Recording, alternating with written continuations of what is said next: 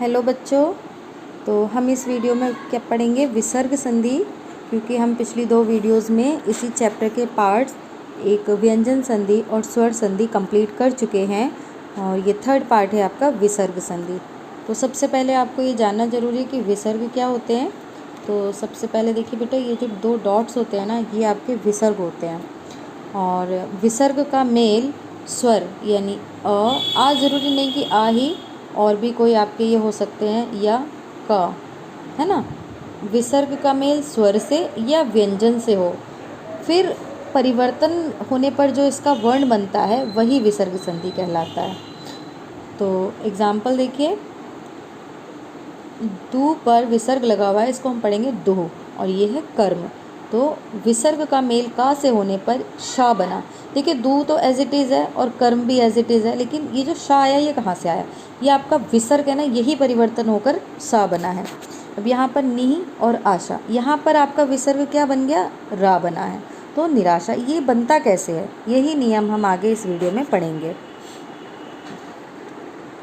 तो विसर्ग के नियम हैं, ये विसर्ग के नियम पढ़ेंगे हम। इसमें नियम का, यदि विसर्ग से पहले आ आए, ये बेटा ध्यान से देखिएगा, विसर्ग से पहले आ आए या विसर्ग का मेल इन वर्णों में से किसी वर्ण के साथ हो, तो जो विसर्ग होता है ना, ये ओ की मात्रा में बदल जाता है। ये ध्यान रखिएगा कि विसर्ग के बाद आ या ये वाले वर्ण या ये वाले वर्ण जो भी आएंगे तो आपका ओ की मात्रा में ये बदल जाएगा।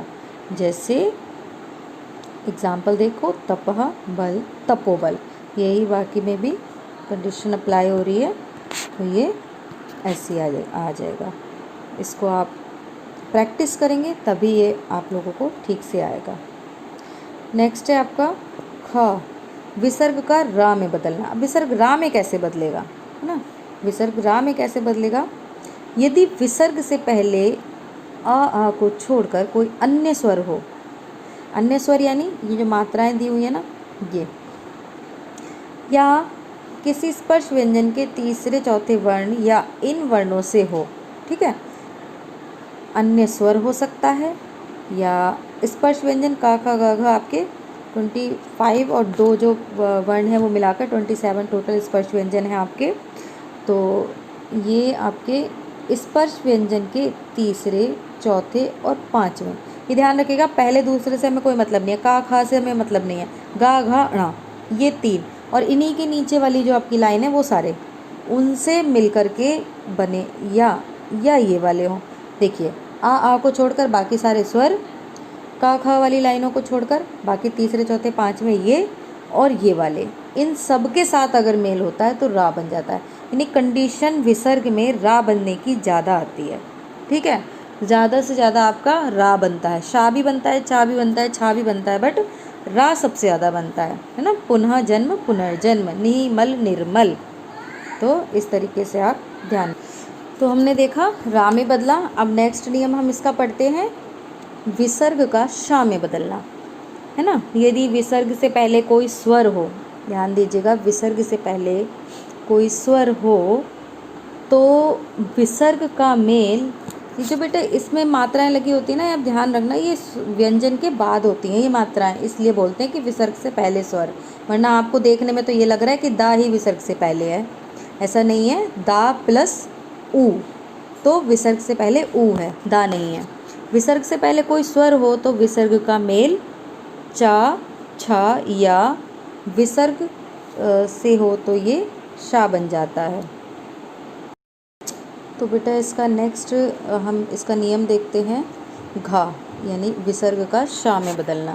तो विसर्ग से पहले यदि ई ऊ हो, विसर्ग का मेल या इनके साथ हो, विसर्ग से पहले, जैसे मैंने इसमें भी आपको बताया था उसी तरीके से, विसर्ग से पहले ई या ऊ हो, है ना, और ये वाले वर्ण हो, यहाँ पर ये वाले वर्ण हो, ठीक है। तब यहाँ पे क्या होगा, ये आपका षटकोण वाला शा बन जाएगा, है ना। दुकर्म, दुष्कर्म, निष्ठुर, निष्फल, दुष्परिणाम, है ना, ये भी इसी तरीके से है, तो ये शा बन जाएगा। नेक्स्ट हम इसका देखते हैं, विसर्ग का स में बदलना। तो जब विसर्ग का मेल ता, था या सा, है ना, 3 कंडीशन है इसमें, सिर्फ बहुत छोटा सा है कि ये जो विसर्ग आ रहा है इसका मेल ता से हो, सा से हो या खुद था से हो, ठीक है। 3 कंडीशन में ये सा में परिवर्तित हो जाएगा। ये निसंतान, दुस्साहस, निस्तेज, है ना, सा हलंत में परिवर्तित। सा हलंत का मतलब आधा सा बन जाएगा।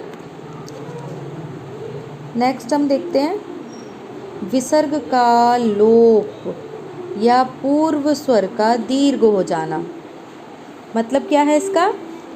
ये लोप यानी विसर्ग गायब हो जाएगा और जो ये वाली जो मात्रा है छोटी है यानी ह्रस्व है, लेकिन ये दीर्घ में परिवर्तित हो जाएगी यानी बड़ी बन जाएगी।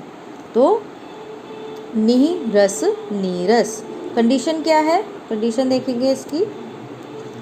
विसर्ग से पहले यदि अ हो तथा विसर्ग कोई भिन्न स्वर हो तो विसर्ग का लोप हो जाएगा।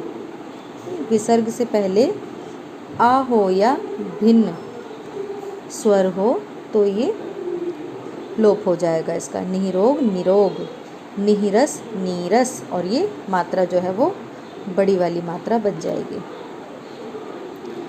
फिर है विसर्ग का परिवर्तन ना होना, यानी जैसा है वैसा ही लिखा जाएगा, सिर्फ ये आपका प्लस का निशान जो है ये गायब हो जाएगा। यदि विसर्ग से पहले आ हो और विसर्ग का मेल का या विसर्ग से में कोई परिवर्तन नहीं होगा, है ना। तो जैसा इसमें दे रखा है प्रातः काल, इसमें आपका दे रखा है क या प से हो, ठीक है। का या प से हो तो विसर्ग में कोई परिवर्तन नहीं होता, जैसे प्रातःकाल, अंतःकरण, विसर्ग में कोई भी परिवर्तन नहीं होगा, एज इट इज़ इसको लिखा जाएगा। इसी के साथ कुछ महत्वपूर्ण तथ्य हैं, इनको भी देख लीजिए। हिंदी व्याकरण में संधि का अर्थ मेल होता है, मोस्ट इम्पॉर्टेंट है ये। संधि युक्त शब्दों को जब अलग किया जाता है तो उसे संधि विच्छेद कहते हैं। संधि के 3 भेद होते हैं। कौन कौन से भेद बताए थे मैंने? स्वर संधि, व्यंजन संधि और विसर्ग संधि। स्वर संधि में केवल स्वरों का ही आपस में मेल होता है। ये ध्यान रखिएगा कि स्वर संधि में आपस में स्वरों का मेल होता है, व्यंजन इसमें मेल में नहीं आता। तो इसी के साथ हमारा ये चैप्टर कंप्लीट होता है। बच्चों, मैंने बहुत मेहनत की है, बहुत कोशिश की है आपको बहुत डीप से समझाने की, और आपको भी कोशिश करनी चाहिए इसको समझने की।